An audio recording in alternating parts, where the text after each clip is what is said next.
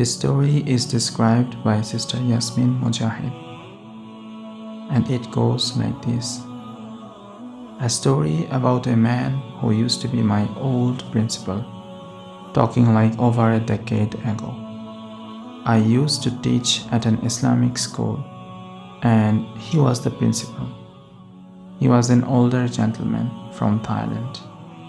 And what happened is, I taught at the school for about 2 years, and then I moved, and I hadn't kept in touch with the principal. I didn't see them or anything. So recently, a few months ago, I went to a conference, and it just so happened that he had moved to that city. So I saw him after 10 years. And at this point, he is older.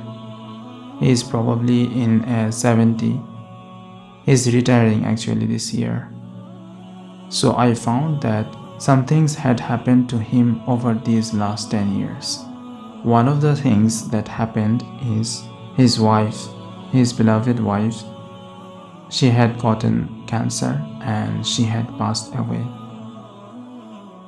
And something else happened shortly after the loss of his wife.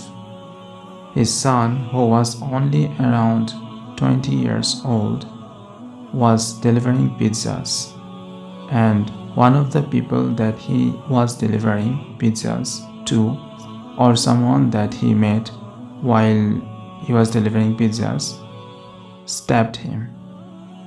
He just stabbed him and killed him.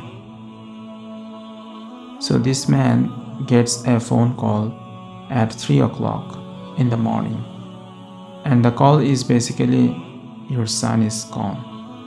Just like that. No warning, nothing.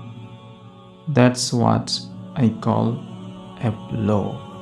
That's a blow. Your son is gone. I heard this. It really shook me, and then I sat down and I talked to him, and I asked him, I need you to tell me how you coped with that. I need you to teach me how you coped with that. And he told me what happened.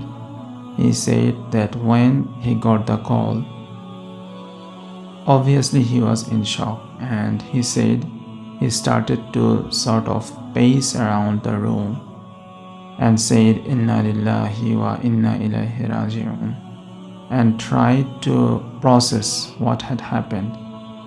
And he's trying to process this, but he really absolutely floored me. And in fact, it recently became a news story. Some of you may have seen.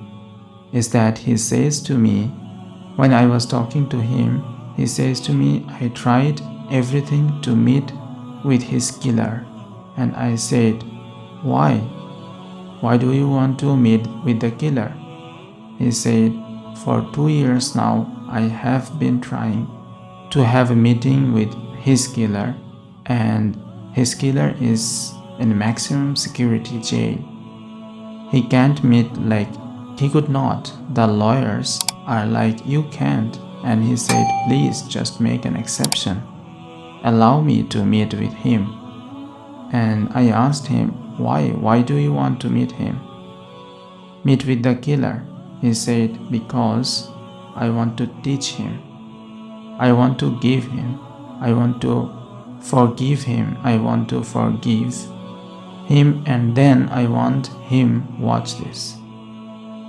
He said, I want to forgive him, and then I want him to be in the same place with my son. So this isn't like a fairy tale. This is a real person, a principal of a school. Can you imagine that the ability to do that? He said, I want to forgive him, and I want him to be in the same place with my son. I want him to not only do I want to forgive him, but I want him to be forgiven by God, and I want him to enter paradise with my son. That's what he said. And that was the reason why he wanted to meet him. He wanted to forgive him and give him the truth, the message, so that he could be forgiven. And they actually, if you could go and you search it, it's up on YouTube. They made a new story out of it, and he finally went and he hugged the killer. This is all on tape. He finally got to meet with him in court. He hugged him and he said, "On behalf of me and my late wife, I forgive you for what you have done." See, my brothers and sisters, it's a powerful testament to the power of Iman. These kinds of things are absolutely impossible. This event is absolutely impossible to happen except with Iman. That's the only way something like this can be possible to take place. So, my dear brothers and sisters, let's ponder upon the patience and the forgiveness of this man and the mentality that he has. Subhanallah.